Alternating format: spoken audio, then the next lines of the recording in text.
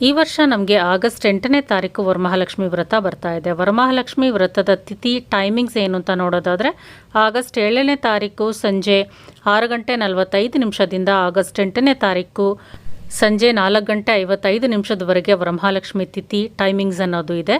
ಈ ಸಮಯದ ಒಳಗೆ ನೀವು ವರಮಹಾಲಕ್ಷ್ಮಿ ವ್ರತವನ್ನು ಆಚರಣೆ ಮಾಡಬೇಕು. ಗುರುವಾರ ಸಂಜೆ ಮೇಲೆ ನಾವು ವ್ರತವನ್ನು ಆಚರಣೆ ಮಾಡೋದಕ್ಕೆ ಸಾಧ್ಯ ಇಲ್ಲ. ಆದ್ದರಿಂದ ಶುಕ್ರವಾರ ಬೆಳಿಗ್ಗೆನೇ ನೀವು ವ್ರತವನ್ನು ಪೂರ್ತಿಗೊಳಿಸಬೇಕು. ವ್ರತಕ್ಕೆ ಸೂಕ್ತವಾದ ಸಮಯ ಅಂತ ಹೇಳಿದ್ರೆ ಶುಕ್ರವಾರ ಬೆಳಗ್ಗೆ 4 ಗಂಟೆಯಿಂದ 8 ಗಂಟೆ ಒಳಗಡೆ ನೀವು ಕಳಶವನ್ನು ಕೂರಿಸಿ ಪೂಜೆಯನ್ನು ವ್ರತವನ್ನು ಪೂರ್ತಿಗೊಳಿಸಬೇಕು. ಸಂಜೆ 4:55 ಒಳಗಡೆ ವ್ರತದ ಟೈಮಿಂಗ್ಸ್ ಅನ್ನೋದು ಮುಗಿದು ಹೋಗುತ್ತೆ. ಸಂಜೆ ಮೇಲೆ ನೀವು ವ್ರತ ಆಚರಣೆ ಮಾಡಿದ್ರೂ ಸಹ ಫಲ ಅನ್ನೋದು ಸಿಗೋದಿಲ್ಲ. ಇನ್ನು ವರಮಹಾಲಕ್ಷ್ಮಿ ವ್ರತದ ದಿನ ಪೂಜೆ ಮಾಡೋದಕ್ಕೆ ಸಾಧ್ಯ ಆಗದೇ ಇರೋರು ಮುಂದಿನ ಶುಕ್ರವಾರ ವ್ರತವನ್ನು ಆಚರಣೆ ಮಾಡ್ಬೋದು. ಅಥವಾ ಶ್ರಾವಣ ಮಾಸದಲ್ಲೇ ಈ ವ್ರತವನ್ನು ಮಾಡೋದಕ್ಕೆ ಸಾಧ್ಯ ಆಗದೇ ಇರುವಂಥವರು ನವರಾತ್ರಿಯಲ್ಲಿ 9 ದಿನಗಳಲ್ಲಿ ಯಾವುದಾದ್ರೂ ಒಂದು ದಿನ ಆಚರಣೆ ಮಾಡ್ಬೋದು.